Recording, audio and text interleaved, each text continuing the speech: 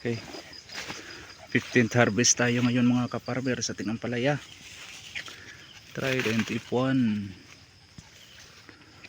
Kahapon mga kaparmer, nag-abono tayo uli ng 2 araw lang instead na weekly yung cycle natin dito. 5 to 7 days yung interval.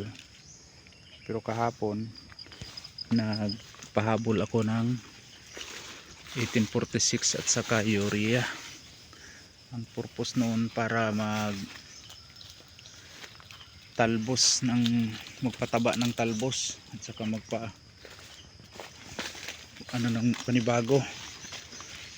ng panibago. Itong mga bunga kadalasan ito sa Miyerkules na ito makukuha. Lunes ngayon, so segundang harvest Miyerkules. Yun.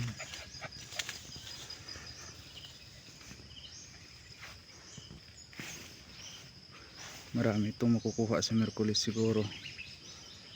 2 araw lang kasi itong pagitan natin na pag harvest. Yan.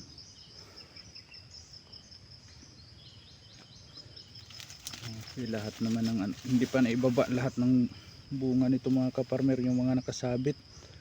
Hindi pa natin na schedule na magbaba. Ito patay. Gaya niyan, yung may bulaklak pa dyan, maingat na yan siya, baka matanggal.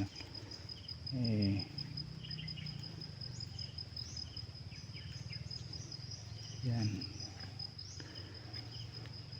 marami pa itong nakasabit kasi kahapon yun nalagyan na uli ng 1846 at saka urea.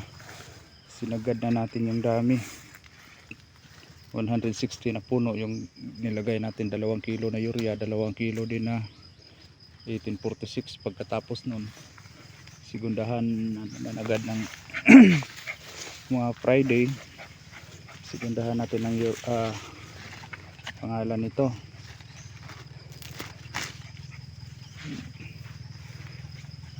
Winner at saka Nitrabor. Yung Winner at saka Nitrabor kasi na in-apply natin nung Friday, yun yung regular.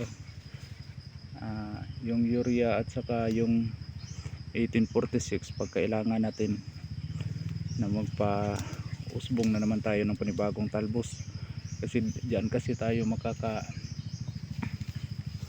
ng mga bunga diyan sa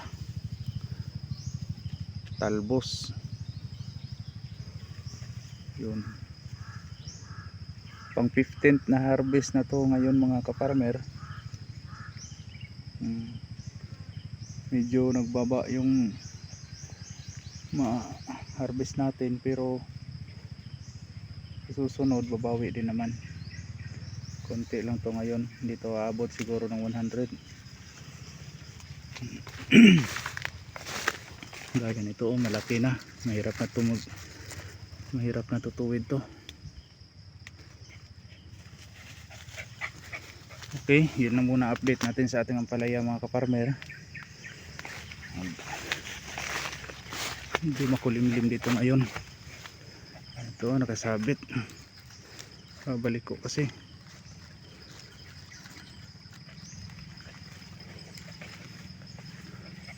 Hanggang sa susunod mga kaparmer, laging tatandaan, magsasakang may alam, maginhawang buhay, ngunit huwag lang ipagmayabang sapagkat Diyos ang nagbigay. Maraming salamat.